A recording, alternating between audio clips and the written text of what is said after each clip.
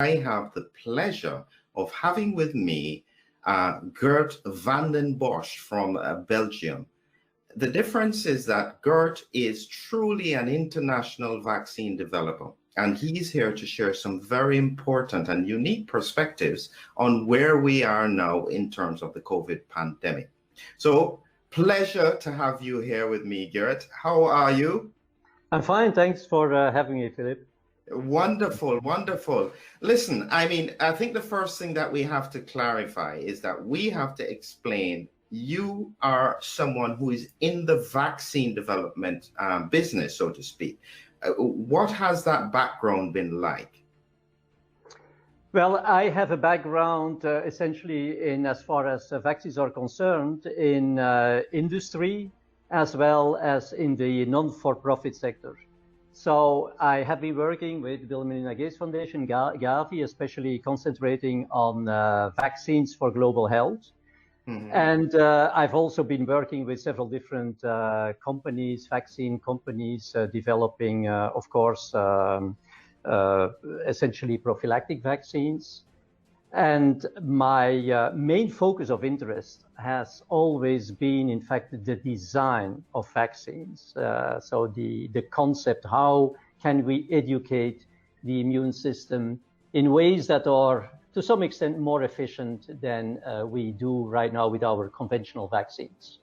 Right. And so in effect, this is the area of work you've been in. You develop vaccines. You are as well working with the Ebola vaccine as well, one of the really, really dangerous viruses we have out there in the world.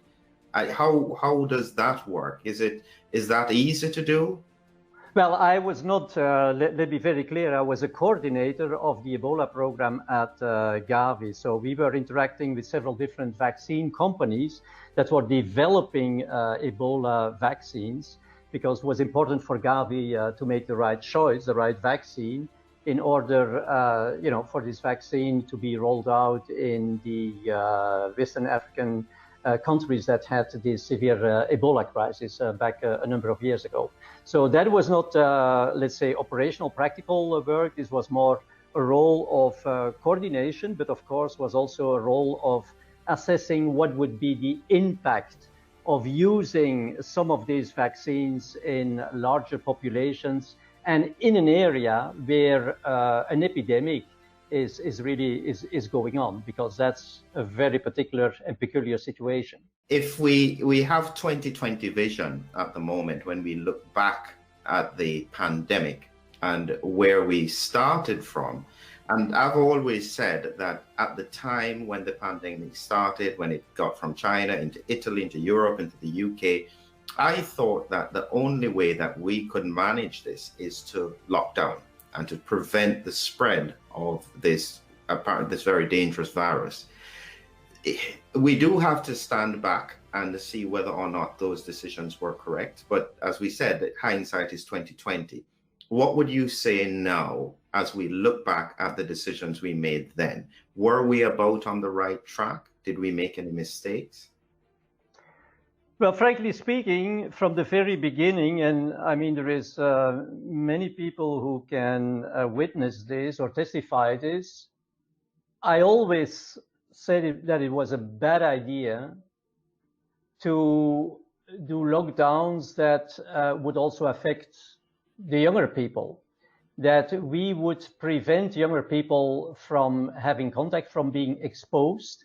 Because remember, the big difference back then was, of course, that we had a viral strain, COVID strain, that was circulating, dominant strain, and that was not highly infectious as those that we are seeing right now.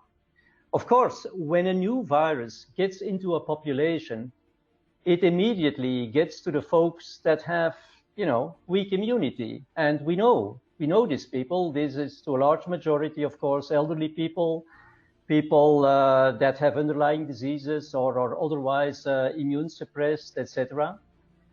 And of course, I mean, it was certainly the right thing to do to protect these people and for them also to isolate. But we have to distinguish, frankly speaking, and that is what we have not been doing. between those people that have strong innate immunity. I mean, it's not, you cannot see when you see a person, you don't know this, but we know that young people have quite decent innate immune response, and therefore they are naturally protected. And even more, I mean, if they get in contact with coronavirus, it will boost their natural immunity. So therefore, from the very beginning, I disapproved, the fact that schools got closed and universities, and that youngsters were preventing even from having contact with each other. That situation is, of course, completely different if you look at vulnerable people. The virus comes in the population. There is no humoral immunity. There is no immunity at all, in fact. So nobody has been in contact. So the youngsters, they can rely on good innate immunity. Elderly people, I mean, the innate immunity is waning. It gets increasingly replaced by antigen-specific, by specific immunity as people get older. So these people very, very clearly needed to be protected. But it has taken a lot of time before we understood, in fact, how exactly the immune response and the virus were interacting. So there has been a lot of confusion, a lot of mistakes made. Well, mistakes, I mean, retrospectively. And that has also led to, bad control right from the beginning, I would say. There's still a rise in cases. Countries had to try and lock down, mask mandates, and so on. But we all had the hope that vaccines would come and break the cycle. This is where clearly now, from your expertise, you seem to have a different thought about how we should have been thinking about vaccines then and even now. What is your perspective? Well, my perspective was and still is that if you go to war, you better make sure that you have the right weapon. And the weapon in itself can be an excellent weapon. And that is what I'm saying really about the current vaccines. I mean, it's just brilliant people who have been making these vaccines in no time and with regulatory approval and everything. So the weapon in itself is excellent. Question is this the right weapon for the kind of war that is going on right now? And there my answer is definitely no. Because these are prophylactic vaccines, and prophylactic vaccines should typically not be administered to people who are exposed to high infectious pressure. So don't forget, we are administering these vaccines in the heat of a pandemic. So in other words, while we are preparing our weapon, we are fully attacked by the virus. The virus is everywhere. So that is a very different scenario from using such vaccines in a setting where the vaccinee is barely or not exposed to the virus. And I'm saying this because if you have a high infectious pressure, it's so easy for the virus to jump from one person to the other. So if your immune response, however, is just mounting, as we see right now with a number of people who get their first dose. They get their first dose, the antibodies are not fully mature, titers are maybe not very high, so their immune response is suboptimal. But they are in the midst of this war. While they are mounting an immune response, they are fully attacked by the virus. And every single time, I mean, this is textbook knowledge, every single time you have an immune response that is suboptimal, in the presence of an infection, in the presence of a virus that infects that person, you are at risk for immune escape. So that means that the virus can escape to the immune response.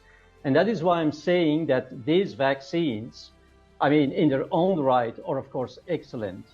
But to use them in the midst of a pandemic and do mass vaccination, because then you provide within a very short period of time the population with high antibody titers, so the virus comes under enormous pressure. I mean, that wouldn't matter if you can eradicate the virus, if you can prevent infection. But these vaccines don't prevent infection, they protect against disease. because we are just, unfortunately, we look no further than the end of our nose, in the sense that hospitalization, that's all what counts, you know, getting people away from the hospital. But in the meantime, we are not realizing that we give all the time during this pandemic, by our interventions, the opportunity to escape to the immune system. And that is, of course, a very, very, very dangerous thing, especially if we realize that these guys, they only need 10 hours to replicate. So if we think that by making new vaccines and new vaccine against the new infectious strains, we are going to catch up. It's impossible to catch up. I mean, the virus is not going to wait till we have those vaccines ready. I mean, this thing continues. And as I was saying, the thing is, I mean, if you do this in the midst of a pandemic, that is an enormous problem. These vaccines are excellent, but they are not made for administration to millions of people in the heat of a pandemic. You mentioned this in your paper. It is equivalent to using either a partial dose of antibiotics in an antimicrobial or in a bacterial infection, where you then produce superbugs. Is this the kind of example that you're alluding to? Well, that is a very good parallel. It's also the parallel I'm using actually in the paper we just posted on LinkedIn, which, you know, should be so open for everybody. I mean, it's pure science. Because as you were pointing out, Philip, the thing is, the rule is very simple. I mean, same with antibiotics. Either the antibiotics do not match very well with the bug. That's not good. That's why we are making antibiograms, you know, to first identify which is this germ, and then we choose the antibiotics. We need to have a very good match, otherwise there could be resistance. So when I compare this to the current situation, do we have a good match with our antibodies? No, at this point in time, we don't have a good match anymore, because we have this kind of like almost heterologous variants, so that differs from the original strain. So the match isn't very good anymore, and hence we see people are still protected, but they are already shedding the virus. So that is one thing. The other thing is the quantity, of course. You tell people, you know, you take your antibiotics according to the prescription. Please don't, as soon as you feel well, that doesn't mean that you can stop the antibiotics. Same here. And I give just one example. If you now give people just like one dose, I mean, they are in the process of mounting their antibodies. The antibodies still need to fully mature, etc. So this is a suboptimal situation. We are putting them in a suboptimal situation with regard to their immune protection. And on the other hand, they are in the midst of the war. They are fully attacked by all, you know, by all these kinds of highly infectious variants. So, I mean, it's very clear that this is driving immune escape and will ultimately drive resistance to the vaccines. So my point is, yes, Flip, it's very similar. There is one difference. The virus needs living cells. I mean, if you're driving immune escape, but the guy has no chance to jump on somebody else, who cares? Mm-hmm. The situation is now different because we are in the midst of a war. There is a high infectious pressure. So the likelihood that an immune escape immediately finds another living cell, that means another host, is very, very high. It's per definition. It's the definition almost of a pandemic. It raises a simple question that somebody has put in front of us here, which is, it's perfectly common sense. What do we do? That question is very easy.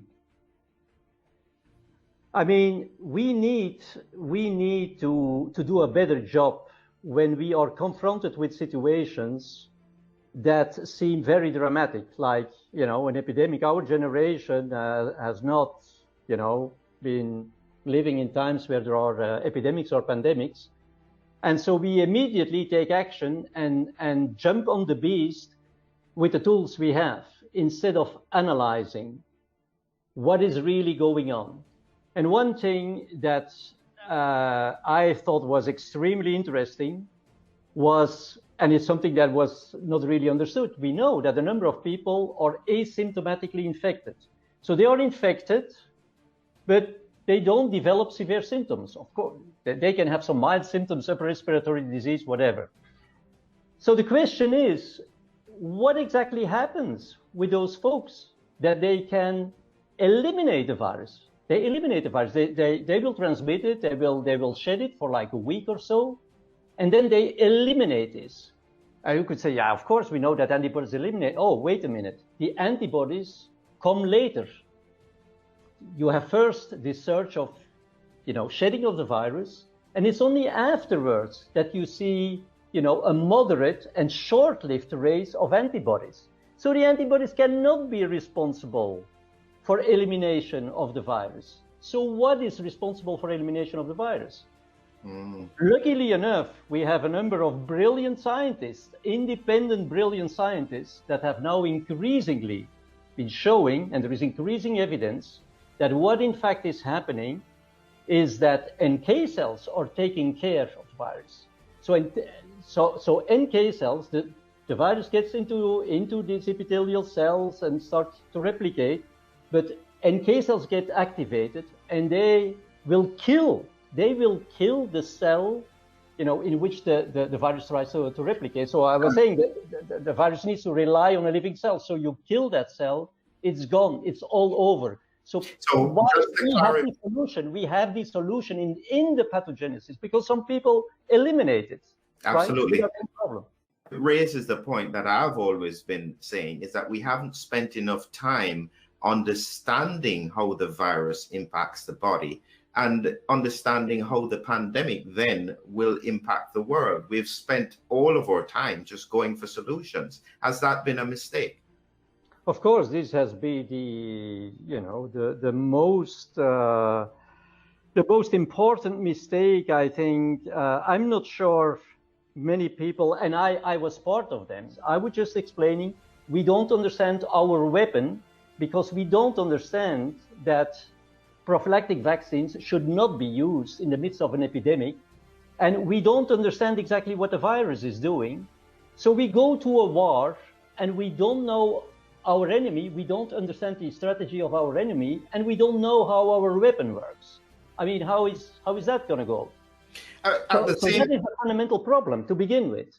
I understand, and I completely accept that. But at the same time, I am still thinking that if the governments don't respond in some way, because they have to be seen to be doing something, they seem to be in a lose-lose situation. If they don't do anything, they're going to be criticized, and if they do something, they're going to be criticized. Is that a fair statement to make? I don't think so. What was this oath of, what's the name of the guy? Hippocrates? Mm-hmm. You know the oath? The first do no harm. Okay. Well, I mean, it wouldn't matter if you start vaccinating people and even it doesn't work. Problem is that we induce a long-lived antibody response. And as a matter of fact, we know, I mean, that is not my knowledge, it's all published. Problem is that we fail to put the pieces of the puzzle together. Fact is that these long-lived antibodies, which have high specificity, of course, for the virus, they outcompete our natural antibodies. Because the natural antibodies, they have a very broad spectrum, but they have low affinity, right? And so by doing this, even if your antibodies don't work anymore because there is resistance, or the strains are too different from the original strain, these antibodies, specific antibodies, will still continue to outcompete your natural antibodies. And that is a huge problem, because I was saying just a few minutes ago, these natural antibodies, they provide you with broad protection. This protection is, yes, it is variant non-specific. Doesn't matter what variant you get. It doesn't even matter what type of coronavirus is coming in. They will protect you, unless, of course, you suppress this level of innate immunity, or it is, for example, outcompeted by long-lived specific antibodies. And so it's not like, okay, you missed it. Okay, let's try again. No, you did some harm. I mean, This is different from drugs. Immunizing somebody is installing a new software on your computer. Don't forget, I mean, these antibodies, they will be recalled every single time you're encountering a coronavirus, right? I mean, you cannot just erase this. So this is very serious. When I was looking at some of the research around the challenges that they faced with the initial SARS called the first epidemic, and they tried to develop the vaccines, one of the things they found, certainly when they tested it on the ferrets, was that when they exposed them to a coronavirus again, they got a very severe response to it. Is this what you're saying, that we are putting ourselves in a position where we can then have much more severe disease, even to viruses that should normally be quite benign? Well, you know, Philip, you see all my passion and my conviction, but I mean, I've been the last to criticize the vaccines in terms of could they in some regard be unsafe, because, you know, you would have even this exacerbation of disease due to antibodies that doesn't match very well with the coronavirus they're exposed to, etc. I know there is reports on this, and there is a lot of serious thoughts about this, but I think what we are talking about right now, the epidemic or the pandemic problem of having a population that is at no point during the pandemic, and to a large extent due to our intervention, has not a strong immune response. I mean, this is already serious enough. This is more concerning than one or the other adverse event that could maybe elicited. I'm not downplaying it, but that could maybe be elicited because people have antibodies that do no longer match very well with the strain they were, or with the strain they are exposed to. And therefore, you know, they build a complex, they don't neutralize the virus, they build a complex, and this complex could maybe even enhance viral entry into susceptible cells and hence lead to exacerbation of disease. I mean, this may be possible, but the problem I'm talking about is a global problem. It's not an individual getting an adverse event.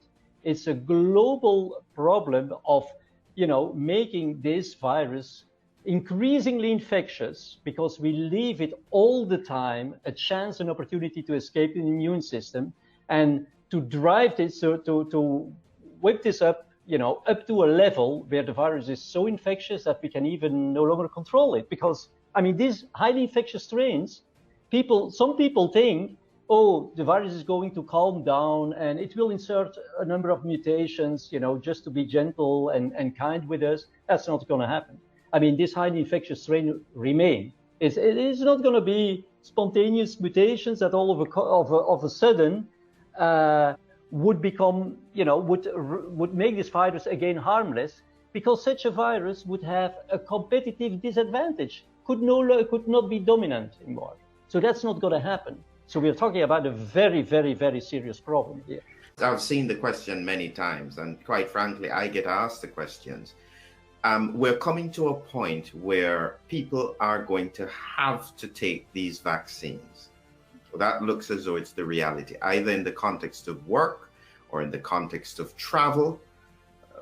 Based on what you're saying, they're in a lose-lose situation. What does this mean? Well, what does this mean is very clear. It's very clear what this is going to mean. So let's consider the consequences of this, both at the population level and at an individual level. Because I would well understand if for the population it's maybe not the best thing to do, but, you know, on an individual level, it's still okay. Yeah, then that's not an easy question. But as a matter of fact, it's exactly the opposite. Well, it's not the opposite, it is detrimental, both on a population level as on an individual level. And I'm telling you why. I think the population level, I explained you, we are increasingly facing highly infectious strains that already right now we cannot control, because basically what we are doing is that we are turning, when we vaccinate somebody, we are turning this person in a potential asymptomatic carrier that is shedding the virus.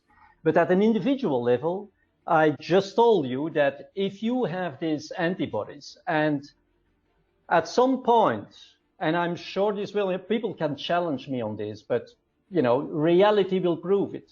I think we are very close to vaccine resistance right now. And it's not for nothing that already people start developing, new vaccines against the strains, etc. But what I was saying is that, okay, if you miss the shoot, okay, you could say nothing had happened. No, you are at the same time losing the most precious part of your immune system that you could ever imagine of. And that is your innate immune system. Because the innate antibodies, the natural antibodies, the secretory IgMs, will be outcompeted by these antigen-specific antibodies for binding to the virus. And that will be long-lived. That is a long-lived suppression, and you lose every protection against any viral variant or coronavirus variant, etc. So this means that you are left just with no single immune response. With it's none. Your immunity has become nihil. It's all gone. The antibodies don't work anymore, and your innate immunity has been completely bypassed. And this while highly infectious strains are circulating. So I mean, if that isn't clear enough, I really don't get it. And people, please do read my what I posted, because it's science. It's pure science. And as everybody knows, I'm a highly passionate vaccine guy, right? And I have no criticism on the vaccines. But please use the right vaccine at the right place, and don't use it in the heat of a pandemic on millions of people. We are going to pay a huge price for this. And I'm becoming emotional because I'm thinking of my children, of the younger generation. I mean, it's just impossible what we are doing. We don't understand the pandemic. We have been turning it in an artificial pandemic. Who can explain where all of a sudden all this highly infectious strain come from? Nobody can explain this. I can explain it, but we have not been seeing this during previous pandemics. During natural pandemics, we have not been seeing it, because at every single time the immunity was low enough so that the virus didn't need to escape. So back at the end of the pandemic, when things calmed down and there was herd immunity, it was still the same virus circulating. What we are now doing is that we are really chasing this virus, and it becomes all, increasingly infectious. And I mean, this is just a situation that is completely out of control. I see all these top scientists looking at these curves, at these waves, like somebody else is looking at the currency rates at the stock market. All they can say is, oh, it goes up, it's stabilizing, it may go down, it may go up, etc. I mean, that is not science. They don't have any clue. They don't even know whether the curve is going to go up exponentially or whether it's going to go down or whatever. They're completely lost, and that is extremely scary. That has been the point where I said, okay, guy, you have to analyze, but these people are not listening. That is the problem. So you are in effect putting your reputation on the line because you feel so passionately about this, because I guarantee you that no government, no health system is going to want to hear what you are saying. You're in effect almost giving fuel to the fire for an anti-vaxxer who doesn't want the vaccine. No. Well, no, not yet, because I've clearly also addressed some emails from anti-vaxxers. I mean, I'm not interested, but I'm clearly telling them that at this point, it's so irrelevant, whether you're a pro-vaxxer or an anti-vaxxer, etc. It is about the science. It's about humanity, right? I mean, let's not lose our time now with criticizing people or I mean, anti-vaxxer. Okay, if you're not an anti-vaxxer, you could be a stalker. You could be we like to stigmatize, because if you stigmatize people, you don't need to bother about them anymore. Oh, this guy's an anti-vaxxer. Okay, I mean, he's out of the scope. Oh, he's a stalker. He's out of the scope. I mean, that is a discussion that is completely irrelevant at this point. It's about humanity. And of course, I'm passionate. Of course, I mean, it's about your children. It's your family. It's my family. It's everyone, right? And it's simply, for me, I put everything at stake because I've done my homework, right? And this is simply a moral obligation, a moral obligation.